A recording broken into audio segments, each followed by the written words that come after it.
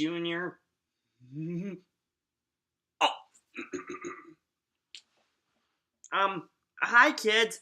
I'm Josiah Milky, and you're probably wondering why I have a Junior Asparagus plush toy on my bookshelf, even though he's not a Disney character. I've been a big fan of VeggieTales since I was a kid, and I just got him last summer. Thought he might make a cute Easter egg in these videos for anyone who loves VeggieTales and Disney, like me. Anyway, here's today's Disney animation review. In 1933, the same year Three Little Pigs came out, Sidney Franklin, a director and producer at MGM Studios, wanted to do a live-action film version of Felix Salten's book, Bambi, A Life in the Woods. He worked on it for several years, but unfortunately, he decided live-action wasn't going to work, so he sold the book rights to Walt Disney in the spring of 1937, while Walt was still working on Snow White and the Seven Dwarfs. Bambi, of course, took several years to animate, because animating the animals to move and behave like real animals was taking forever. They sent nature photographers to photograph wildlife, and they brought real-life animals into the studio to study, including a pair of baby deer appropriately named Bambi and Feline, all the way from Maine. Bambi was finally released in the summer of 1942, but like Pinocchio and Fantasia, it initially was a box office disaster due to World War II, and at the time got mixed reviews. Nowadays, Bambi is viewed as a masterpiece due to getting more money in box office reissues, and it's gotten much better reviews. So here is the story of Bambi. After the opening credits roll, all the animals come to witness the birth of Bambi, the new prince, a young deer who lives in the forest with his mother. An interesting story about young Bambi's voice, Donnie Dunnigan, is after Bambi, years later, he was a soldier in the U.S. Marine Corps, but he never told anyone that he was the voice of Bambi, because he didn't want to get made fun of, or called Bambi as a cruel nickname, I guess. Anyway, all the animals are happy to meet this new prince, and as the story progresses, his mother takes him to the forest where he makes many friends, including Thumper, the cheerful baby rabbit, and Flower, the shy but lovable skunk. Bambi's mom also takes Bambi to the meadow, where he meets Feline, his future love interest, and his father, the great prince of the forest, who rules over all of the deer. Winter comes, and we get the famous ice skating scene that was animated by Disney animator Frank Thomas, where Thumper tries to teach Bambi how to ice skate. But then we also get the most traumatic part of the film, probably the part that everybody remembers from Bambi, and that is the death of Bambi's mother. The sad thing is that they bring it up once in the film, and then they never bring it up again. It's a little disappointing, but a lot of people have said when Disney animators were working on The Lion King years later, they looked to Bambi for inspiration. And if you watch the two side by side, you'll notice there are similarities. Particularly the fact that a child loses a loved one very early on in the film. Springtime comes, and Bambi, Thumper, and Flower grow up into adults. Friend Owl warns them that someday they'll be Twitter-pated, that means they'll fall in love, and although they scoff at the idea at first, they all end up falling subject to it. Thumper and Flower each get sweethearts, and Bambi is reunited with the now grown-up Feline. The film is about 70 minutes in length, but there are only about 1,000 words of dialogue. For the most part, they're mostly just standing around doing different stuff. They walk from place to place, they have romance and death and everything.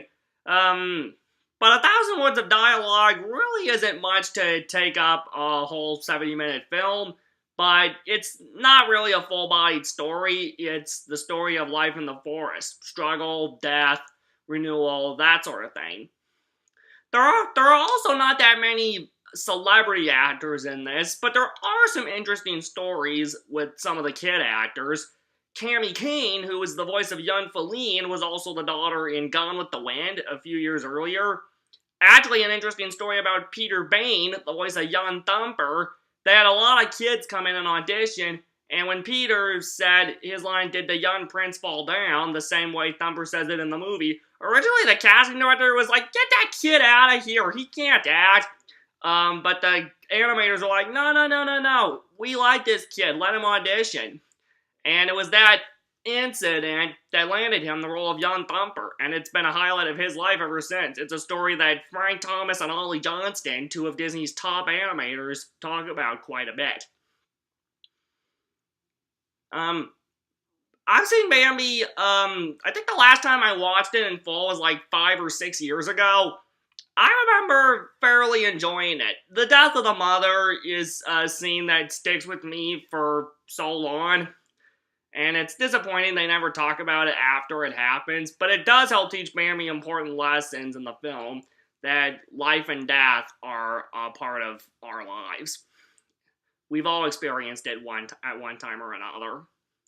The instant love thing is something that that some people don't like. My friend Rachel Wagner is one of them.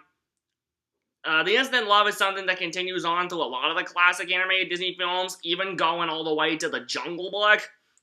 But in later Disney films, they did have stories like Frozen, where the characters don't have love at first sight, they just go on this great adventure, and then they very slowly start to fall in love. Those stories are probably better, but Bambi doesn't seem to have too big a problem with the instant love thing. Maybe not as big as the princess ones of the olden days at Disney. Bambi is often fondly remembered as Walt Disney's favorite picture. All of their pictures were different, but this one was probably the most different. Like, the death of the mother is one instance where someone is actually killed, and they can't bring her back to life. Bambi received 3 Academy Award nominations. Best Sound Recording, the first for an animated Disney film, Best Score, and Best Original Song for Love is a Song, which is the song you'll hear under the opening credits, sung by Donald Novis. The score and songs in Bambi were done by Larry Morey and Frank Churchill, who also did the music for Snow White, and Churchill's also responsible for homing Who's Afraid of the Big Bad Wolf from The Three Little Pigs. While the songs in Bambi aren't my favorites, they're okay, I guess. All in all, of all the Golden Age classics, Bambi is the one that's probably the most different, but I respect it for what it is. It's a classic, and it's gonna go on forever, I think. So let's talk about the home video release. Bambi's latest home video release was its Signature Collection Blu-ray release last summer to celebrate the film's 75th anniversary. There are 3 versions of the movie on the Blu-ray. The original theatrical release, the Disney View version that lets you see concept art and behind-the-scenes images while you watch the movie, and an extended version of a feature from previous releases called Inside Walt's Story Meetings, which is kind of like a commentary, except you get to hear archival clips of Walt and his team during story meetings they had during the film while you watch the film. This version's extended because they also have new bonus content that can't be viewed anywhere else. The Blu-ray also comes with more old and new bonus features, including deleted scenes, a 53-minute behind-the-scenes feature, and 2 animated shorts. A long-lost Oswald the Lucky Rabbit short created exclusively for the Blu-ray, or one that hasn't been seen before that you can only get on the Blu-ray, and The Old Mill, the Academy Award-winning 1937 Silly Symphony short that was the first animated Disney short to use the multi-plane camera, which was used extensively on Bambi. Bambi's had cameos in numerous other pieces and projects like The Rescuers and Roger Rabbit, as has his mom. Thumper now has his own book franchise called Disney Bunnies. He's had that for about 10 years now, since 2007. And the film had a direct-to-video midquel. It was released theatrically in some countries, but it was direct-to-DVD here in America. It was Bambi 2, released February 2006, taking place after the death of Bambi's mom, but before Bambi grows up and mates with Feline. It's the story about how he and his father, the Great Prince, struggled to maintain a father-son relationship after the death of Bambi's mom. Headed by a pretty good voice cast, the 2 celebrities are Patrick Stewart, who voices the Great Prince, and you remember Patrick Stewart, the guy from Star Trek: The Next Generation, and then the voice of Bambi in Bambi 2 I guess you could kind of call him a celebrity because he's done voice work with Pixar before this. The voice of Bambi is Alexander Gould, the original voice of Nemo from Finding Nemo. So that's kind of cool.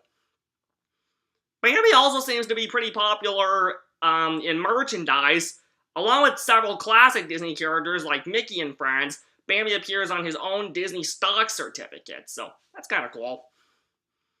While Fantasia is probably my least favorite of the animated Disney films from the Golden Age era, I'd have to say Bambi's either right above it or 2 spots above it. So it's either my 4th or my 3rd favorite of the classic animated Disney films from the Golden Age era.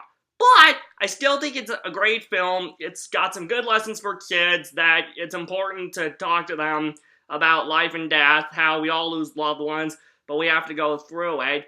And be sure to tell them that you'll be falling in love sooner or later, and sometimes there's no way to get around it. But love can be good as long as you find the right mate. So that's my review on Bambi. Be sure to check it out, but also talk to your kids about some of these tough lessons if you watch it with your little kids, so they can understand the struggles that Bambi goes through. Well, that's all for now. Remember, when you wish upon a star, your dreams come true. Goodbye.